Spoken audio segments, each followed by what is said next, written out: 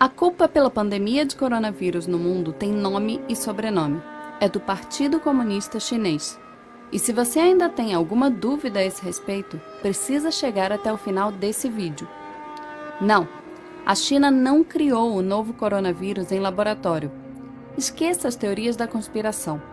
O novo coronavírus é uma tragédia anunciada.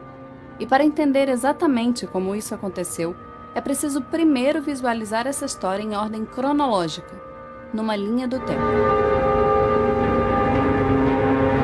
De acordo com oficiais chineses, o primeiro caso de Covid-19, o nome científico da doença respiratória aguda causada pelo coronavírus da Síndrome Respiratória Aguda Grave 2, aconteceu no dia 17 de novembro de 2019.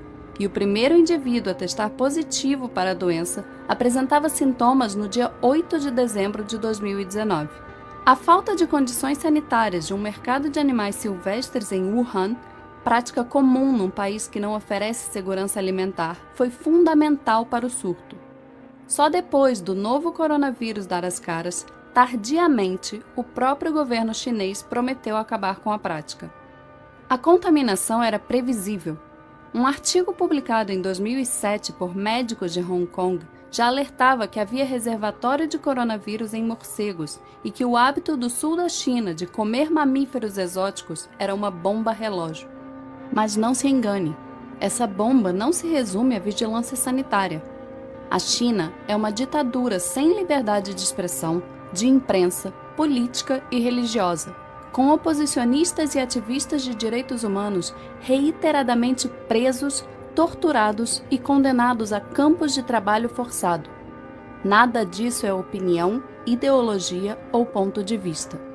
Foi nesse país, governado pela maior ditadura do planeta, capaz de controlar mais de 1 bilhão e 300 milhões de pessoas, que o novo coronavírus se espalhou. E não dá para dizer que a experiência da China com doenças respiratórias é exemplo para o mundo.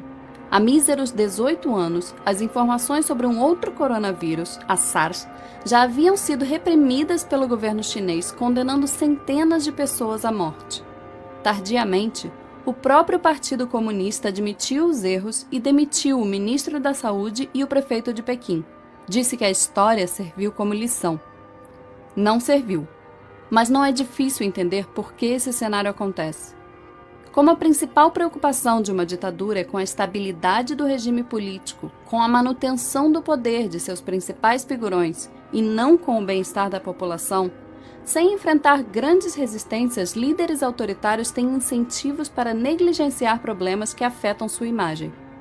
Foi exatamente isso que aconteceu na China com o novo coronavírus. No dia 30 de dezembro de 2019, quando a Covid-19 adoeceu 7 pacientes em um hospital de Wuhan e um médico, Li Wenliang, tentou avisar outros médicos do problema, a polícia chinesa o obrigou a assinar uma declaração de que seu aviso constituía, abre aspas, comportamento ilegal.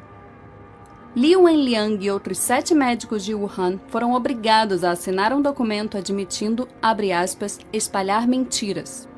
Foi negligência a céu aberto. Entre o início de dezembro e meados de janeiro, o Partido Comunista Chinês minimizou o surto a um mero problema local, limitado a um pequeno número de clientes de um mercado de Wuhan, restrito a alguns poucos pacientes. Qualquer que fosse a causa da doença, não era nada parecido com SARS.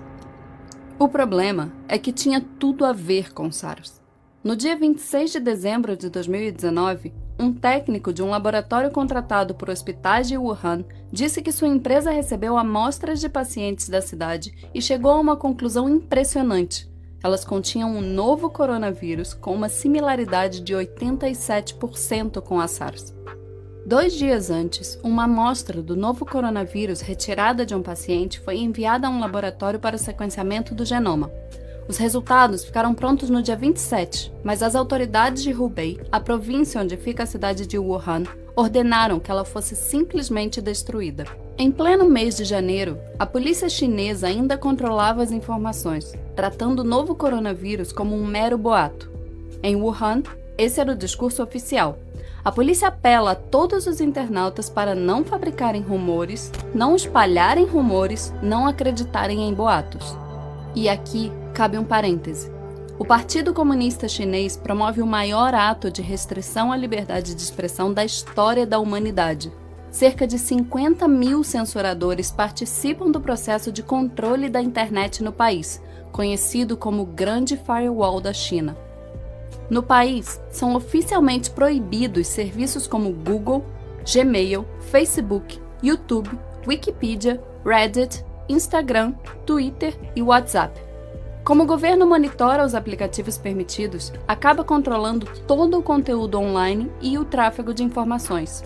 E a vigilância não permanece restrita à internet. O Partido Comunista Chinês também controla todas as principais redações de jornal do país. Segundo a Reporters Without Borders, em 180 países listados, a China é o 177º em liberdade de imprensa. Não há acesso no país à BBC, New York Times, The Guardian, Wall Street Journal, Reuters, Time ou NBC. Controlando a internet e os veículos de imprensa, o Partido Comunista Chinês não teve qualquer dificuldade em atrapalhar o fluxo de informações da população sobre o coronavírus, colaborando ativamente para que o surto se transformasse numa pandemia. Li Wenliang, um médico whistleblower citado há alguns minutos nesse vídeo, só foi liberado da prisão no dia 3 de janeiro de 2020, depois que assinou um documento assumindo a prática de atos ilegais. Li contou à CNN que sua família se preocuparia se ele perdesse a liberdade. Como consequência da exposição ao vírus, isolado no trato de seus pacientes, Li acabou contraindo o novo coronavírus e falecendo aos 34 anos.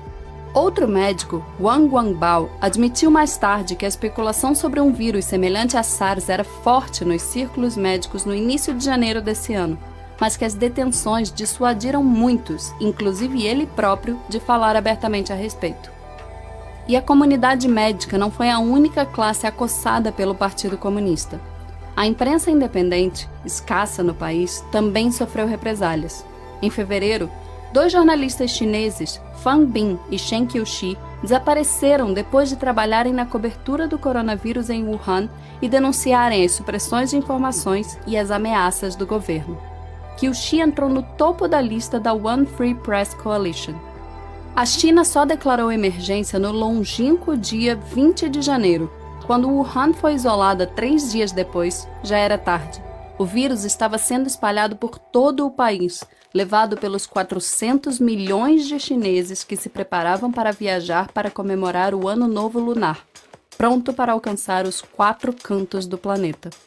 Durante quase 2 meses, enquanto o vírus se alastrava, o Partido Comunista Chinês aprisionou e intimidou médicos e jornalistas, controlou o fluxo de informação, minimizou os riscos do surto, não ampliou leitos de UTI, nem combateu mercados silvestres. Xi Jinping, o presidente da China, secretário-geral do Partido Comunista Chinês, comentou publicamente pela primeira vez sobre o novo coronavírus apenas no dia 20 de janeiro, mas já no dia 7, quase 2 semanas antes, durante uma reunião do partido, ele admitiu num discurso interno conhecimento do, abre aspas, novo coronavírus. Nesses 13 dias, enquanto negava o surto, o Partido Comunista Chinês organizou 2 grandes reuniões em Hubei e reuniu mais de 40 mil famílias num banquete em massa em Wuhan, na tentativa de bater um recorde mundial. Xi Jinping poderia ter evitado a pandemia.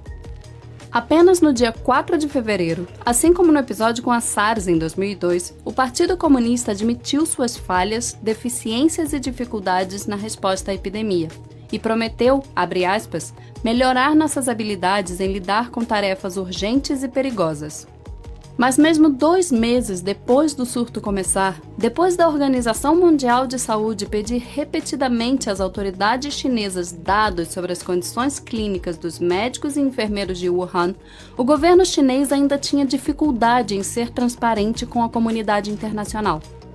Repetindo as trapalhadas do Politburo soviético no acidente nuclear de Chernobyl em 1986, o Partido Comunista Chinês é indiscutivelmente o grande responsável por negligenciar um surto em tão local, reiteradamente ignorado pelas autoridades, transformando o novo coronavírus numa pandemia global.